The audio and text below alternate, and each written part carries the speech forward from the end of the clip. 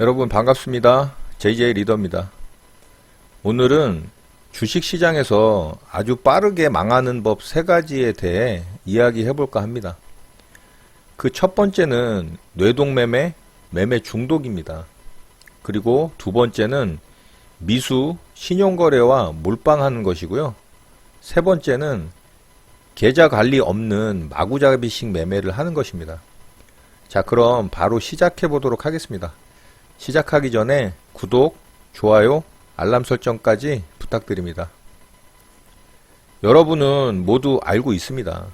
뇌동매매, 매매 중독이 얼마나 안 좋은 것인지를. 그럼에도 불구하고 매일 하루도 빠짐없이 아침부터 급등하는 종목을 보고 이 자리에서 사면 상승할 거라는 생각으로 매매를 합니다. 그러다가 매수한 종목이 손실이 나서 버티다가 손절을 하게 되면 어떻죠?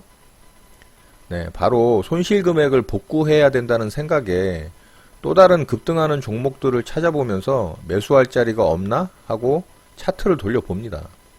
맞나요? 간혹 이런 경우도 있죠. 오전에 매수한 종목이 운 좋게 상승을 해서 크게 수익을 냅니다. 그러면 이런 생각이 들죠. 수익도 좀 났으니까 조금의 손해는 감수할 수 있어. 다른 종목 좋은 거 있으면 공략 한번 해볼까? 그런데 오전에 발생했던 수익금은 온데간데 없고 수익 난 거 다 까먹고 오후장에 매수했던 종목에 추가 매수까지 해서 물려버리는 경험 종종 있으시죠? 제 말 맞나요?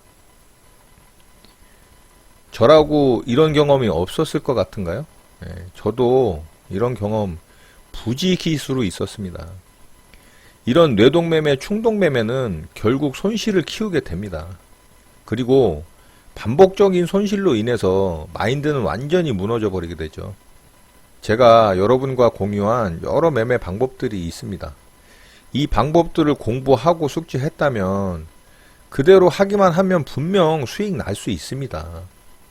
그런데 공부한 내용에 부합하는 종목을 기다리지 못하고 빨간불이 들어오는 급등하는 종목들을 보면서 원칙과 기준이 없는 매매를 합니다.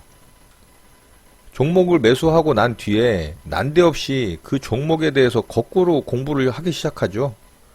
기업 정보를 보고 안 보던 재무제표를 살펴보고 또 뉴스나 재료를 확인을 하고 완전히 반대로 한다는 겁니다. 이런 뇌동매매, 매매 중독을 끊기 위해서는 모니터 앞에 잘 보이는 곳에다가 매수해야 되는 이유하고 근거에 대해서 스스로에게 물어보는 간단한 문구를 하나 적어서 붙여보시기 바랍니다. 매수를 클릭하기 전에 볼 수 있게 말이죠.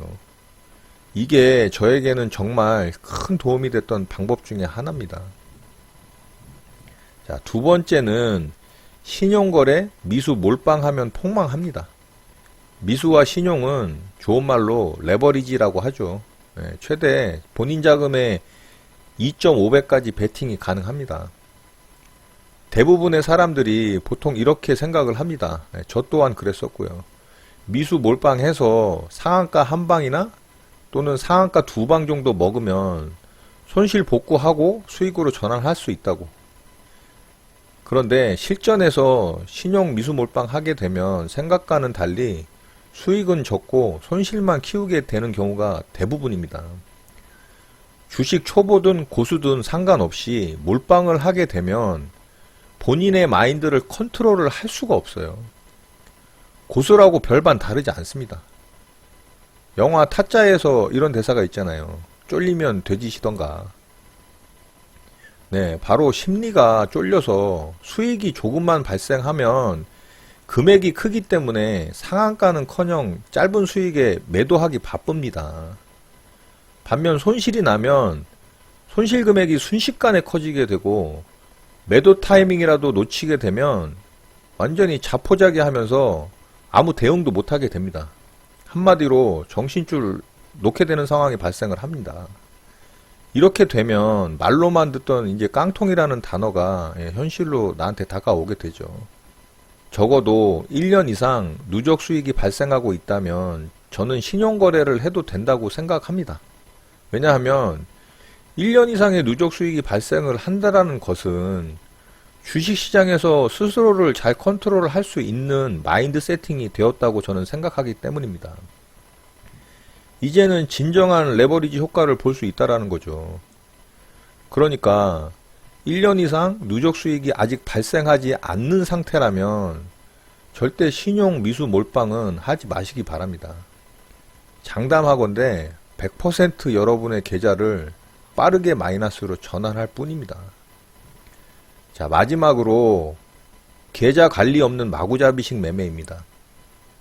먼저 제 경우를 설명을 드리자면 저는 단타의 전체 비중의 70% 정도, 나머지 30% 정도는 스윙 종목에 베팅을 합니다. 그리고 단타에서도 시가겐 매매나 정거장 매매 또는 돌파 매매 경우처럼 아주 짧은 단타 매매는 70% 중에서도 적당한 비중을 정해서 매매를 합니다. 수급주 매매나 우량주 시가겐 매매 같은 경우에는요, 70% 중에서도 많은 비중을 베팅을 합니다. 왜냐하면 확률과 승률이 높기 때문에 그렇습니다. 이건 간단하게 설명드린 제 경우이고요. 여러분들은 각자의 스타일에 맞춰서 자기가 수익이 잘 나는 매매에 베팅 비중을 조절해서 적용하시면 됩니다. 그리고 수익관리 부분인데요. 주식 투자에서 정말 고수가 되려면 수익 내는 것도 중요하지만 수익이 난 돈을 손실로 까먹지 않고 잘 관리하는 것임을 이해하셔야 합니다. 반대로 손실이 났을 때는 보름 단위나 한 달 단위든 투자 원금이 대략 1,000만원이라고 가정했을 때 손실난 금액만큼 다시 채워서 투자금을 일정하게 유지하는 것이 중요합니다. 그래야 조급한 마음이 생기지 않고 안정적으로 매매에 임할 수가 있게 됩니다. 그렇게 하기 위해서는 내가 보유한 총 원금에서 10% 정도는 여유자금으로 따로 빼두고 손실이 났을 때 채워 넣는 방법을 취해야 합니다. 아시겠나요? 또 대부분의 분들이 투자 금액이 크면 수익도 크게 잘 낼 수 있다라고 생각을 하시는데요. 이거는 진짜 위험한 생각이라는 걸 아시기 바랍니다. 아직 준비가 되지 않은 상태에서 투자금이 커지게 되면 수익보다 더 빠른 손실이 날 확률이 훨씬 높습니다. 누적 수익을 쌓아가고 성공하기 위해서는 투자 금액의 크기가 아니라 자기 자신의 실력을 키우는 것이 최우선임을 아시기 바랍니다. 실력을 갖추고 1년 이상 누적 수익이 발생한다면 투자 금액은 언제라도 늘릴 수 있는 부분입니다. 조금씩 투자 금액을 늘려가면서 마인드가 흔들리지 않도록 조절하는 게 중요합니다. 결국 투자 금액이 아니라 실력이라는 것을 잊지 마시기 바랍니다. 자, 정리를 해보자면 뇌동매매, 매매 중독은 여러분의 마인드를 좀먹는 원흉입니다. 그리고 준비가 안 된 신용거래 미수 몰빵은 더 빠르게 계좌의 손실을 키울 뿐입니다. 마지막으로 계좌 관리 없는 마구잡이식 매매는 누적 수익이 아니라 누적 손실을 키우게 될 것입니다.